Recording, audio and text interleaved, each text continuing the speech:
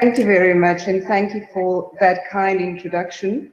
Also, thank you for the organizers for giving me the opportunity to have this conversation with you today. I think leadership is such an important conversation that should be an ongoing conversation in South Africa, and also very important for all of us to remember in our various spheres, wherever we may find ourselves, whether it's in the public sector or in the private sector or in the non-profit space, we have a very important role to play in that we have agency in this country, and that we all have a collective responsibility in taking our country to where it is. But I also have this pipe dream where I'd like to see more and more of the lessons that we're learning here in South Africa, that those lessons go to the rest of the world. So South Africa is a melting pot.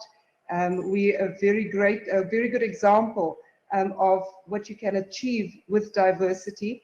Our diversity, I think, is at the same time a curse and a blessing. It's a blessing if we are able to extract the value out of our diversity. It becomes a curse when we are not able to talk to each other and see ourselves as a collective instead of othering groups that don't look like us.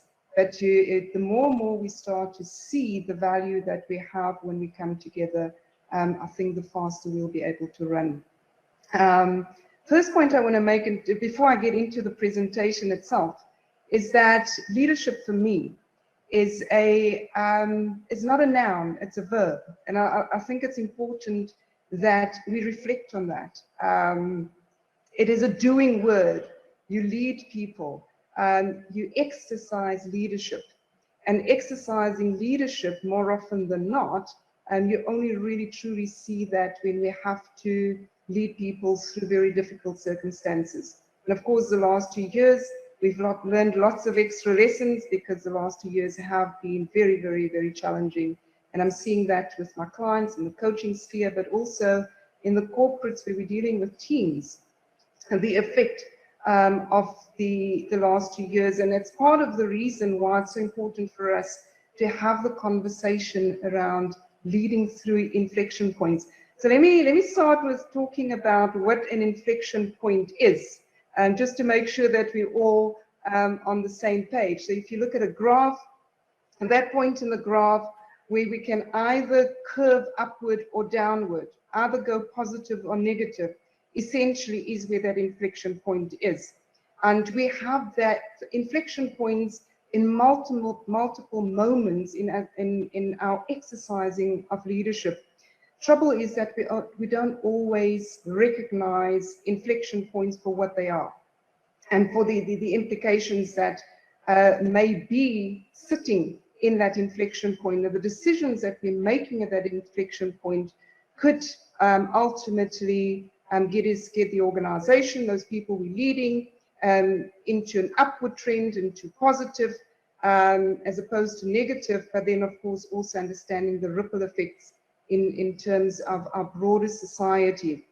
And you know, we all wish we could have a crystal ball that we're able to look into the future and see the effects upfront of what our actions would be, the decisions that we're making now. In the long run, will they have a positive effect or a negative effect? Because sometimes what may appear to us as an upward trajectory that we are going into positive may in the long run actually be negative. So there are lots of things where we tend to think we are progressing. So let's talk about society as we know it now, and let's talk about, for example, capitalism. If one only focuses on those things that you believe to be positive about capitalism, you may project a positive and upward trend, but not think about the long-term effects, and that you actually could have a negative impact. So that is why we're having more and more conversations about net positive, and we're talking about things like degrowth, because we are seeing that what we traditionally may have seen as positives are actually in the long run negatives. So important for us that when we are in those inflection points, that we understand that it is an inflection point and that there could be long-term implications in the decisions and the actions that we're taking. I want to just quickly talk about in my talk with you today. I'm going to talk about 5 areas that I think are important for us to take into consideration when we are going through an inflection point. Some of the things that we need to reflect on a little more, that typically when leaders make decisions, and sometimes decisions on the fly and very fast, that we don't always take these elements into consideration. Now, of course, they're much more than what I'm going to touch on today, but I've got very limited time. I only have about half an hour with you, and you'll see as I'm going through the various areas, you can spend a couple of days on each one of the topics. But I'm going to go through 5. I've selected the 5.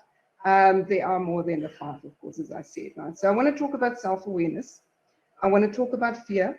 I want to talk about empathy, groupthink, and ethical implications. Because these are typically things that can be game changers when we're at that inflection point, that when we don't reflect on these elements, we can quite easily make mistakes that would end up into that inflection point, taking us into a negative or a downturn and a long-term negative effect on our people that we're leading, the staff, the organization itself, but very importantly for me, that we think of the organization, whether it doesn't matter which sector you're in, as a pillar of society and therefore as a corporate citizen, and the net effect of those decisions, because often we think about them only internally and very little consideration in terms of how far they can ripple. So each one of the 5, I'm going to just give you 3 points to think about. And I do encourage you to spend some time in reflection after the conversation and after the conversations that you've had for this day and tomorrow as well, that the more we start to reflect on things, the more we create awareness. The more we create awareness within ourselves, the easier it becomes for us to have a quick checklist in our heads, so that when we are making those decisions, that we go through the various things that we should take into consideration. But reflection is very important, as I said, in terms of sensitizing us when we are in those moments where we've got to make the decisions. So the first one I want to have a chat about is self-awareness. Now, this sounds like a very, very simple one. I am one of those people, I'll confess, that a few moons ago, I would be one of those people who would say to you, I am a very self-aware person. I am quite comfortable that I know myself very, very well, and I kind of know how I show up. But you know, as you grow older and these things start to appear, the gray hair, and you start to realize, hang on, I actually don't know myself as well as I thought I did. Now, we know from neuroscience that our conscious mind, and this is now when I say conscious mind, what we are consciously aware of only make about 10 to 12% of our consciousness in terms of our everyday life. So I've had to stop myself in my tracks and ask this question, Claudelle, if you are really only conscious about 10 to 12% of what's really going on in your brain, how well do you know yourself really? I'd say if about 88 to 90% is sitting in the subconscious mind, it means that as I'm making decisions, that there is a significant part of my consciousness that I am not consciously aware of, and therefore it can influence my decisions without me realizing what is influencing my decisions. And if I say my decisions in a leadership position, the decisions at those inflection points. So that lack of self-awareness I've observed more, and then the more I've become aware of it within myself, and stopping myself in my tracks and being honest with myself about just how much I really know. I started to, and as I started to reflect, I started to see more and more, observing more and more around me, and executives, board members, seeing how behaviors are playing out, and people not being conscious of how they're showing up, and how they're showing up impacting on the decision-making processes in boardrooms, in executive meetings, and so forth. And I see it in my coaching practice. And as I'm dealing with executives and so forth, and as we're having those one-on-one conversations and reflections, more and more realizing, hang on, here's an area of leadership that sounds very, very simple. And I heard one of the previous people ask questions, simple, stupid. It sounds simple, but the world in here is very, very complex.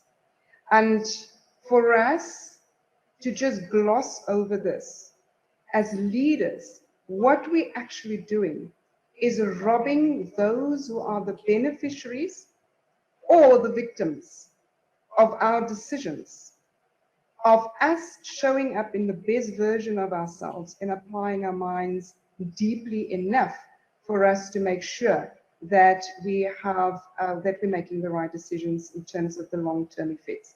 So the three things that I quickly want to just touch on in terms of lack of self-awareness is what informs our decisions. Are you operating in your best version, and noise and perception side? So let me go to what informs our decisions.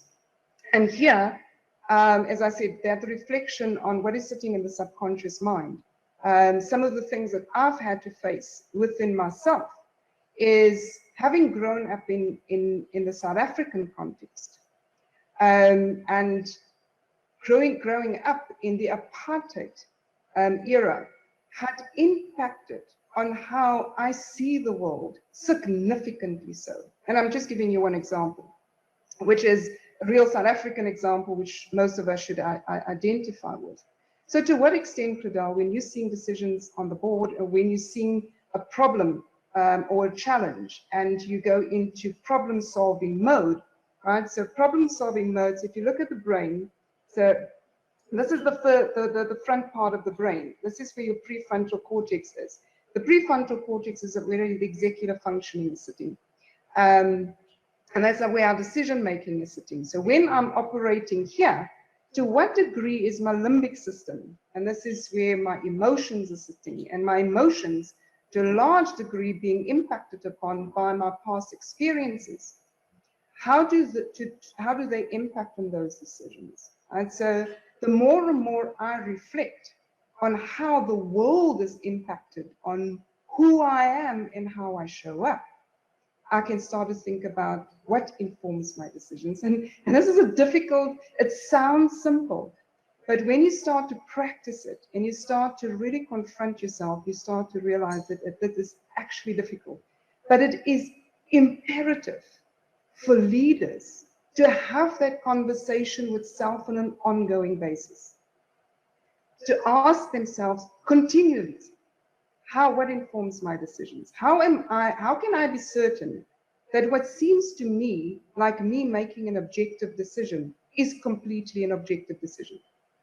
Right, so, and then the next question is, are you operating in your best version? And so let me give you a stupid example. One of the things that Claudelle knows that is an issue for her is I've got allergies. And I've got food sensitivities, and it's like terrible going to a restaurant with me because I've got a whole long list of issues. It's always a conversation with the waiter. If I eat something my body doesn't like, my body is very snobbish. She goes like, we don't do that. And if I give her that, she'll like, I will show you tomorrow. And then tomorrow I suffer. And when I suffer, I can easily get brain fog. And when I get brain fog, I am not showing up as the best version of me. So part of the conversation that I have to have with myself is, what are those factors that impact on me not showing up as my best version, so that those who are going to be impacted upon by the decision that I'm making at that inflection point, that they're going to get the best version of me. Once again, it sounds like a simple conversation, but it's not. When you really start to go inward and start to reflect, and you start to realize you've got over 100 billion neurons firing in your brain, in your nervous system. So you constantly have neurons firing in specific pathways in your brain that has been impacted upon by where you are.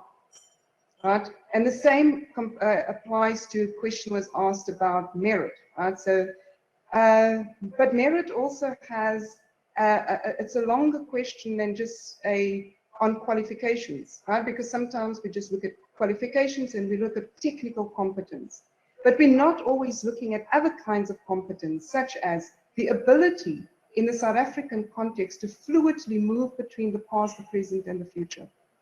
The ability to see how the past has affected our present, the ability to have insight into where we are presently and to have foresight to connect the dots in terms of where things could play out and then bring it back and leading people through that inflection point with hindsight, foresight, and with hindsight, insight, and foresight playing together. That itself is a competence, but that requires you to show up as your best version. So it doesn't help you have the qualifications, but you don't have that ability, that you don't develop that ability continuously as a leader. And then there's noise and perceptions, and important for us to be honest about it with ourselves. So if I show up at the office today and I had a major fight with my partner this morning, my mind is clouded because there's noise in the background, there's noise in my head. I may not be thinking about it consciously, but it's sitting in my subconscious mind, and it may very well impact on how I deal with others. Right? So you see people throwing tantrums in the office, right? Very emotional, or shouting and screaming at other people, noise in the system. And then also my perceptions, which is informed by my experience, my belief system. And is my belief system always correct? I've had many moments where I've had to ask myself this question, well, why do you believe this? Well, I was taught this as a child. Okay, now explain to me in very simple terms, Claudelle, why is this relevant in this context now, today? Who taught you that? And this is where our biases come in as well, where our perceptions of the world can cloud our judgment when we're sitting at that inflection point and we've got to make decisions that will impact on other people. The other conversation that I quickly want to have is unhealthy relationships with fear. And I bring this up because I see this in my coaching practice. You know, and part of the reason why we have an unhealthy relationship with fear is because fear is portrayed to us in a negative context only.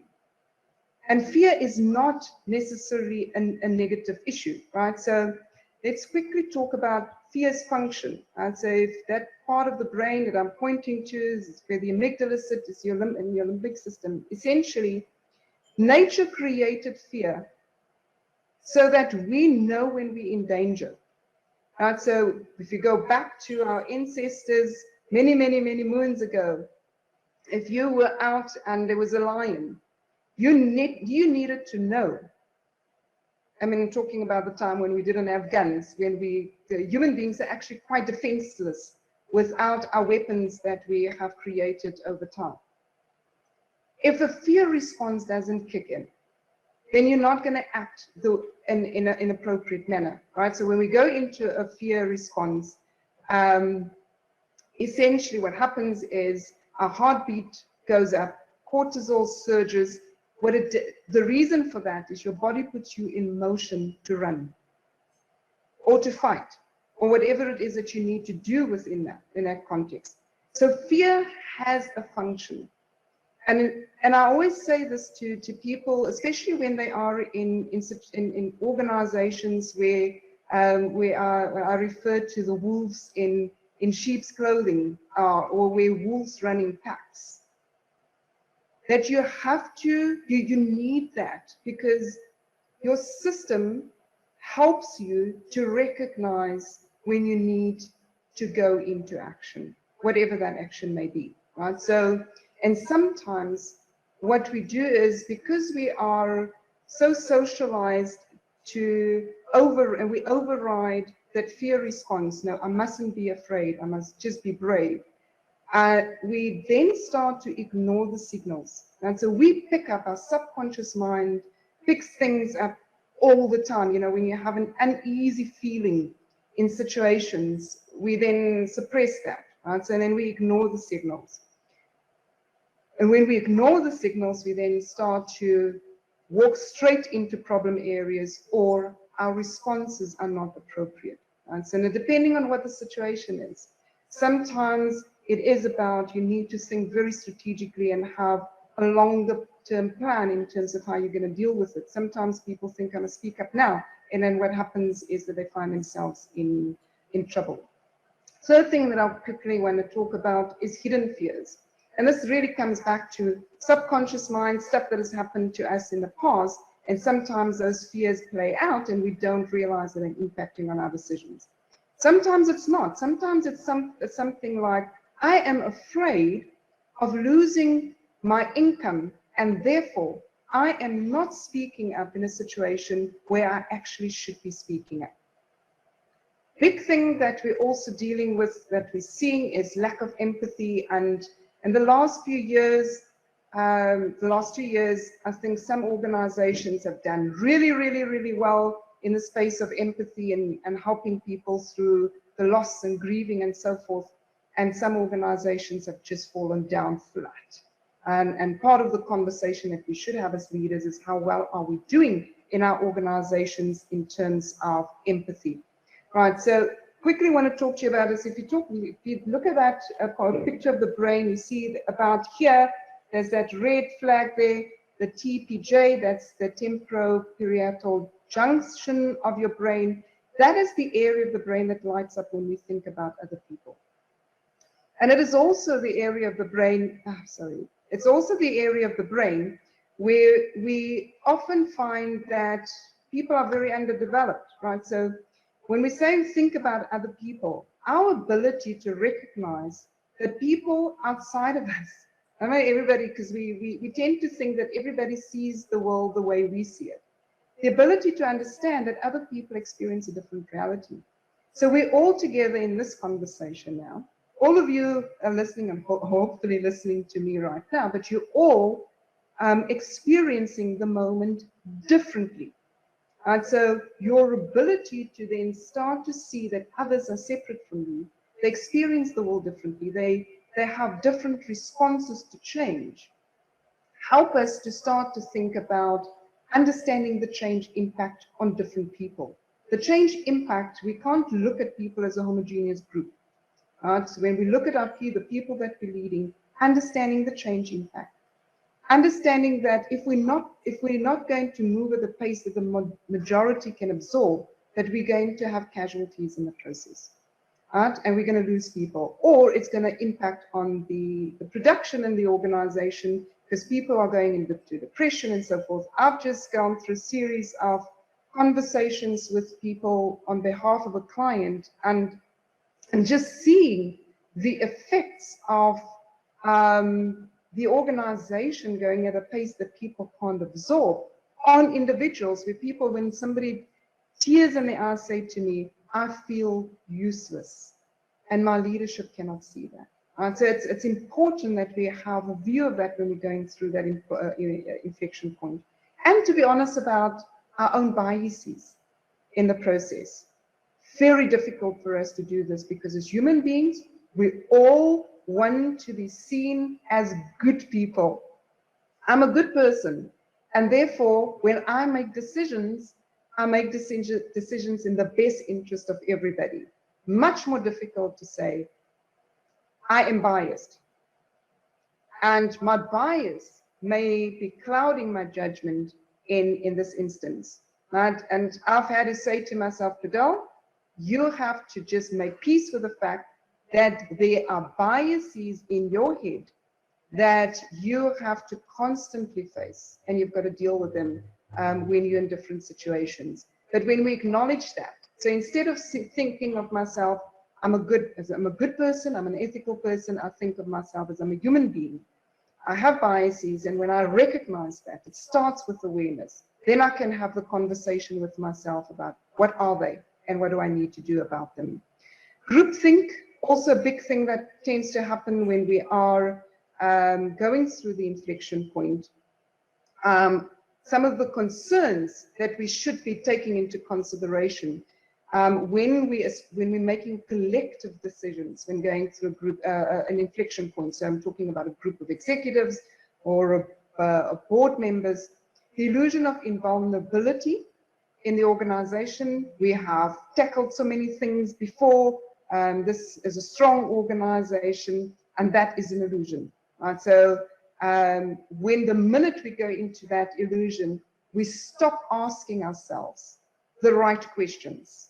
Where are we vulnerable, and what are the actions that we need to take, or what are the decisions that we need to make to mitigate against those risks materializing? Illusion of morality. So I mentioned earlier on that one of the things that I've had to say to myself, so I've stopped saying to myself, I'm an ethical person.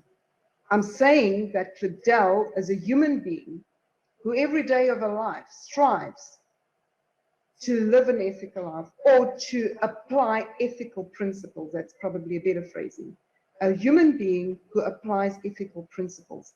Because the minute I think of myself as in an absolute, I then leave very little room or no room for the possibility that I may not see ethical, and I'm going to get to ethical implications, that I may not, or I may not see flaws in my morality, my version of morality.